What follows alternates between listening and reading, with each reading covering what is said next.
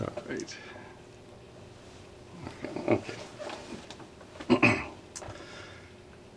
We're here with Jeri Brown at Jazz Live. Welcome to the show, Jeri. Thank you. It's great to be here. Excellent. So can you tell us first a little bit about your bandmates tonight that you've brought to Jazz Live? Tonight I have a fresh group, a trio with Josh Nelson on piano, Edwin Livingston on bass, and Matt Slocum on drums. So you say a fresh crew. I take it that it's going to be a very interesting show, and you guys will be creating spontaneously, and you haven't worked together a lot. Is that true? Absolutely. So is that a big challenge for you, or is that a situation that you find yourself in quite a bit when you come and are on the road?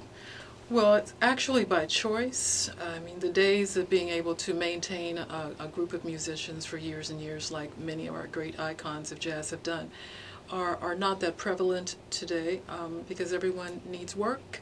Work is not everywhere, and people are spread out.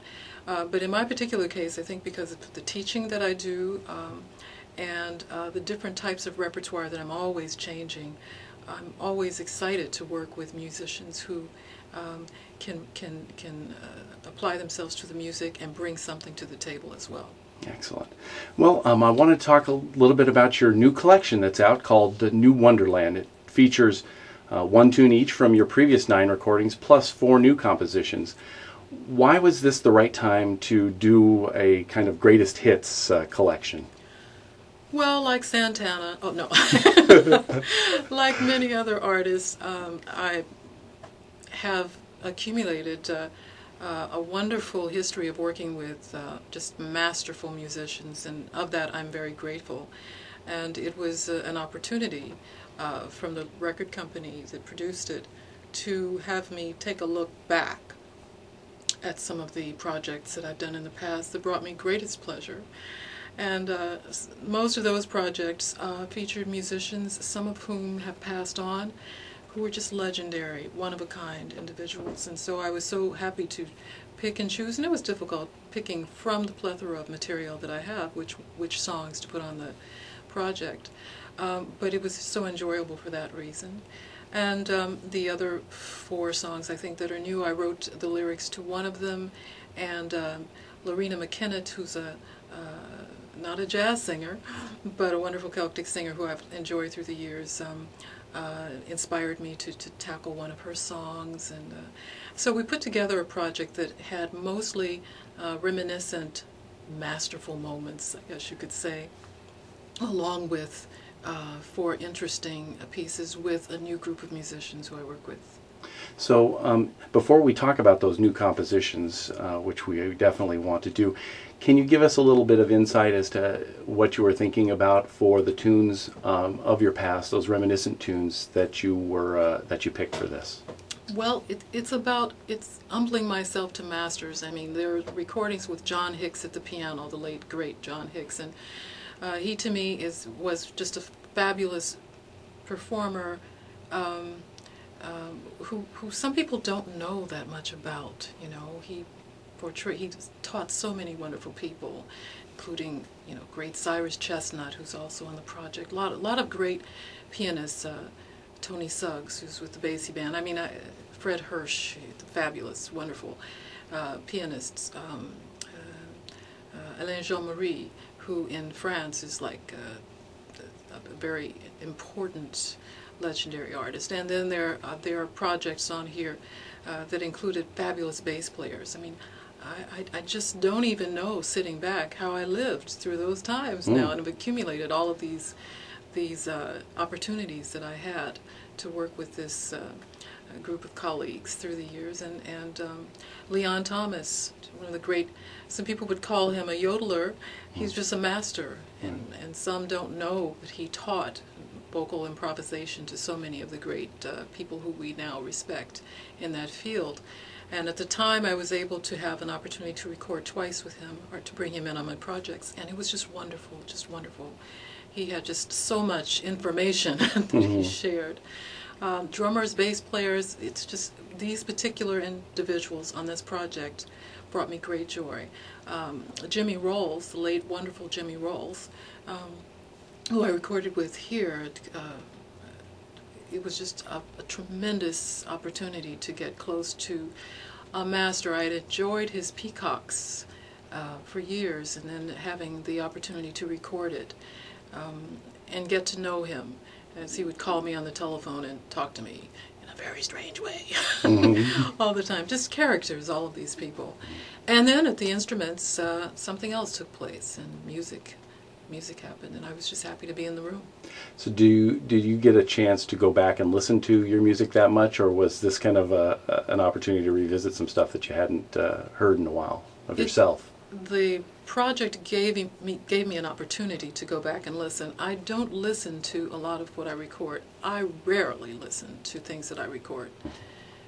And I'm not sure why. It's just the nature. I'm always looking forward in music and trying to refresh. So it's a bit of a challenge to look back. But once I did, it was wonderful. Right. You alluded to, and so did I, the 4 new compositions on the disc, including one called To a New Wonderland, inspiring the title of the collection, I believe. This tune seems to be both an homage to your musical inspirations in your life, and you're looking forward kind of to play a similar role to upcoming vocalists and artists. Has there been some recent introspection on your part that tells you it's time for you to kind of move into that role? I know other vocalists have been inspired by you already, but this seems like a more overt time to do that, it seems like, from this. Is that something that's on your mind? Well, actually, the reality is I have been a full-time professor since I moved to Canada. Before I moved to Canada, I would teach at Oberlin Conservatory and Cleveland State University and University of Akron. But I'm one of those jazz vocalists who has had a lot of opportunity to instruct. And what do you instruct, one might say, in the world of jazz? It's kind of complicated, it's very specific, and it's crazy. And so, especially in a time, or at a time, when pop culture is so prevalent. So I've done a lot of it, a lot of coaching, a lot, and I mean a great deal. And so I thought, looking back on some of the wonderful vocalists who I have had an opportunity to work with, who've gone on to do professional things in their careers, that this is my calling. That my calling is to sing, perform, but also to teach. And I respected that calling. And I know that I'm not alone in that direction. And I pretty much teach full time, so performing becomes difficult sometimes to actually fit in. But when I do, I embrace the wonderful musicians who I spoke about earlier. So can you tell us a little bit then about your musical upbringing and maybe how that influenced you in being focused on teaching also in addition to performing? Well, I like to say that I'm self-taught. I do have various degrees and credentials, but jazz was really something that came about. I had more of a classical background, and came about in Cleveland, Ohio, where I was the resident vocalist with the Cleveland Jazz Orchestra. And I worked a lot with Joe Lovano at that time, Ernie Cribb, the musicians out of that area, some of whom did very wonderful things, and others who pretty much stayed regionalized and did wonderful things. And they gave me an opportunity. In fact, they pushed me into vocal improvisation because they believed that I had chops, you know, and that I should explore them. And it's due to those individuals and the opportunities that I had, mostly in Ohio, that really gave me the confidence to do this everywhere. And they're just stellar musicians there still to this day who are just the best.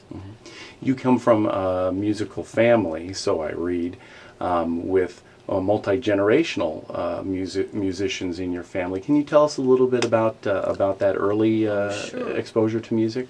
Sure. My grandfather played saxophone, piano. Seems like everyone in my family played a little bit of the piano. Most importantly, my uncle was a trumpeter in St. Louis, Missouri, where I'm from. And at the time, he passed away earlier, in his mid-30s, But at the time when I was a little itsy bitsy, he was one of those musicians who would be called in when great artists would come to town. He'd be in the big band or he'd be in the ensembles. And his buddies were Clark Terry, Dizzy Gillespie, and they always came over to the house and practiced in the basement. And I was a little kid and I was sitting at the top of the stairs listening to all of this music. There was a variety of additional artists who also came to our home and ate dinner with us whenever they came to town. We gave them that hospitality.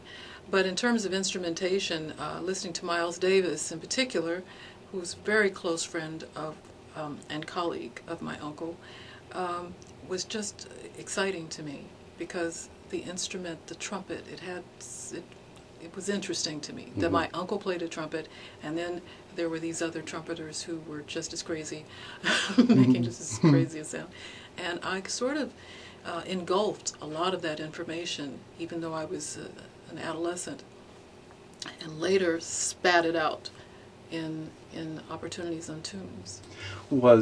That's so interesting too, as a vocalist, to come from an instrumental approach.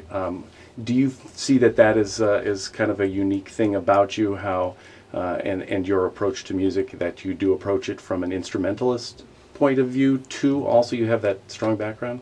Absolutely. I because I do teach now, I am very much aware of the more analytical approaches to teaching jazz. I teach improvisation and theory and a lot of traditional jazz language courses, and but my orientation was sort of on the visionary side, the eccentric side. You know, you have to feel it. You feel it, and you want to contribute something to the music, as opposed to just looking at scales, chords, and rhythm. You have to have a dramatic message at all times that you want to make, whether it be slow or laid back or fast or ahead of the beat or wherever. And that's what I do when I improvise. That does not tend to sound like traditional singers who you can tell have studied very analytically. On the new disc, New Wonderland, you feature another vocalist, Yves Pierre, Yes. and on new compositions that you've written. Can you tell us how your collaboration came about? Yes, he's one of my students, and I'm happy to say I have had so many wonderful students, and he has just an extraordinary voice. He studied classical with me, so he sang the music of Paul Robeson, and at some point I scared him to work on jazz material and frightened him to death and put him in some of my courses. Well, no, he signed up for those courses in which he had to learn how to express himself, you know, in this genre of music. And so he's very talented, and I think he adds a lot to the industry today. I hope that you will hear more of him in the future. So how does, what are some of the unique qualities of you together that you don't have separately, just as yourself performing? Well, he brings a very mellow, warm timbre to the music. His background, I could say, also has more of a gospel quality to it, which then lends itself to more of an R&B soul quality. And that is very interesting, it's soothing, and just gives a new vibe to it, and I've enjoyed immensely working with him. And I'd say that from him to Grady Tate to Leon Thomas to another singer to Jimmy Rolls, these are all singers who I've had at least one duet with on my recordings through the years, and so I proudly put him in that category with those other individuals. So as we look at this new Wonderland in front of you, how might that be different from some of the musical places that you've been before? Well, I think the places are not different, but the frontier is different. We're in a different time. There are a lot of things happening in the cosmos, you know, global warming and unrest on the planet, and political issues popping up. And so I just think that music is something that grows.